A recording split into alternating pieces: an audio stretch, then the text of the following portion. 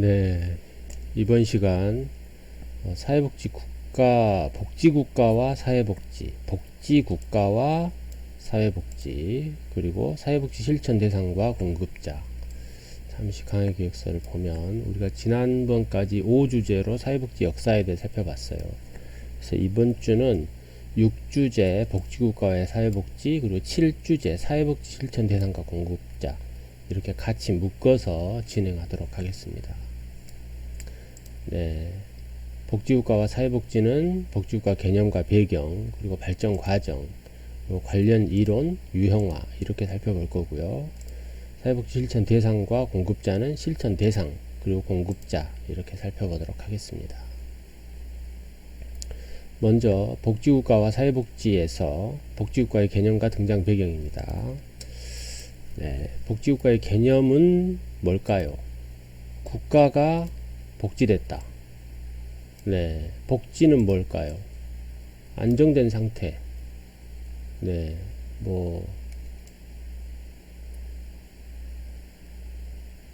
여러가지 행복한 삶, 이런 뜻을 가지고 있죠. 그래서 국가가 행복한 삶을 산다. 누구를? 네, 국민을 복지 증진을 하는 것을 국가로 목표로 한다.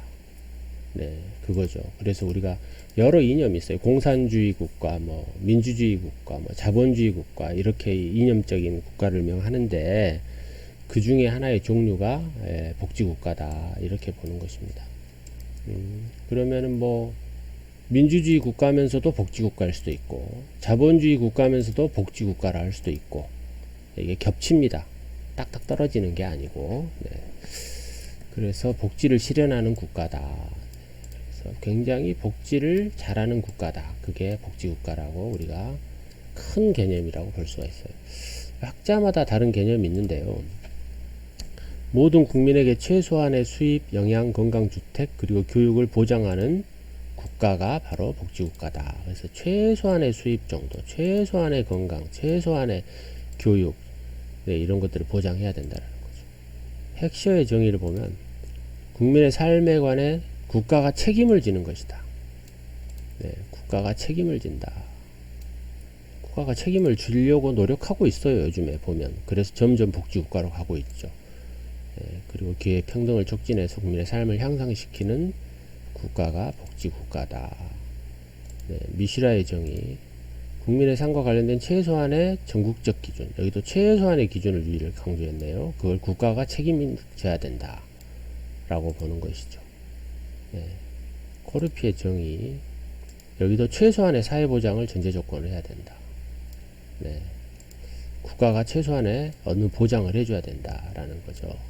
다 잘 살게 할 수는 없지만 최소한 이 정도는 살아야 되지 않냐라는 거죠. 에스핑 앤델슨의 정의. 국민의 시장에 대한 의존성을 얼마나 줄이는지.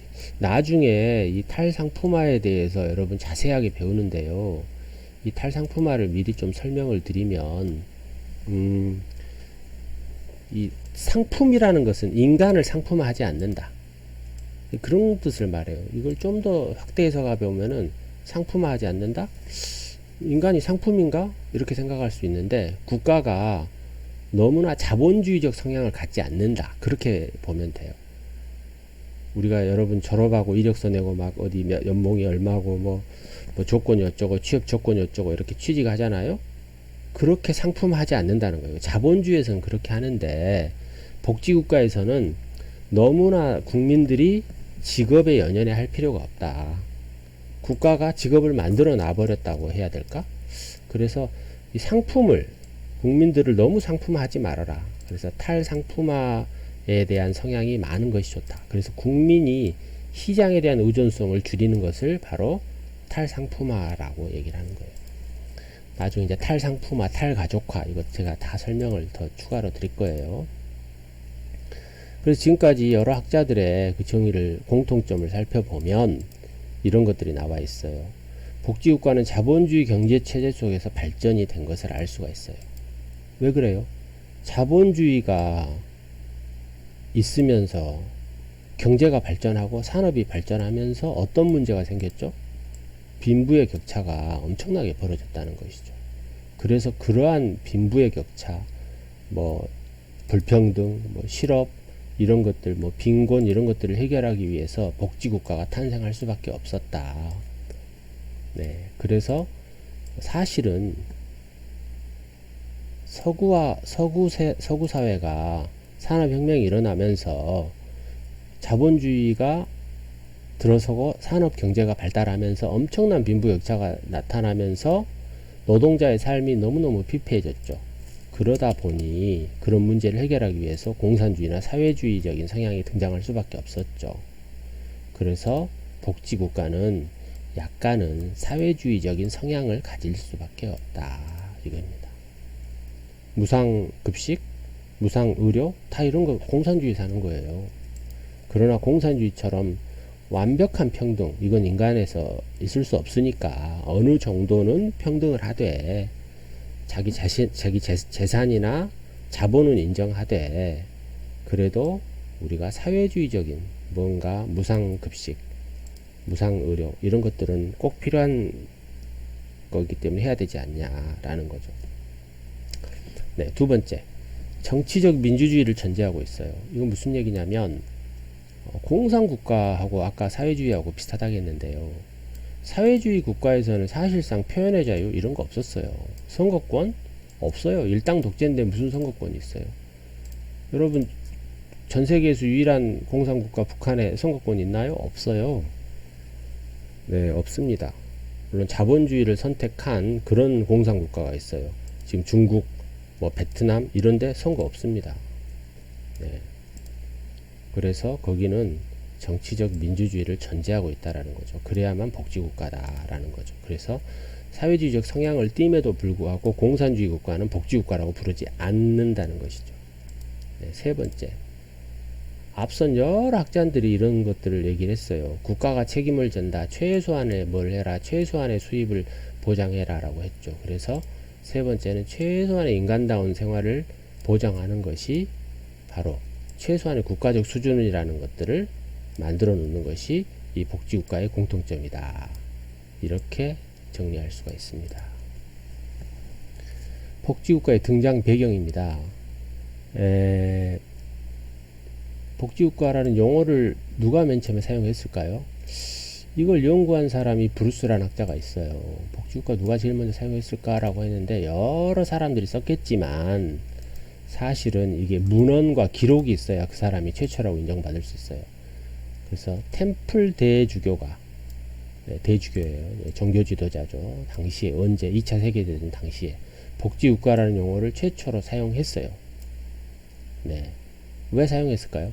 당시에 독일의 나치즘이 너무나 셌기 때문에 그런 걸 비판하면서 전쟁 국가를 비교하면서 복지국가라는 용어를 최초로 사용했다. 이렇게 학자들은 문헌을 찾고 있어요. 네. 복지국가의 발전 과정입니다. 복지국가의 태동기, 네, 태동했다. 맨 처음에 태어났다. 이 경우에는 1880년대 독일의 비스마르크에 의해서 사회보험 제도들이 만들어지기 시작합니다. 세계 최초로 건강보험을 만들고 뭐 질병보험을 만들고 고용보험을 만들었으니 참 대단한 수준이었죠. 네. 그래서 복지국가의 정착기는 두 번째 정착기를 보면은 1920년대에서 1945년까지 이때가 언제냐면은 유럽이 전 세계 대전을 두 번 치릅니다. 1차 세계대전과 2차 세계대전을 치르죠. 또 1920년대 30년대까지 세계 대공황을 겪습니다.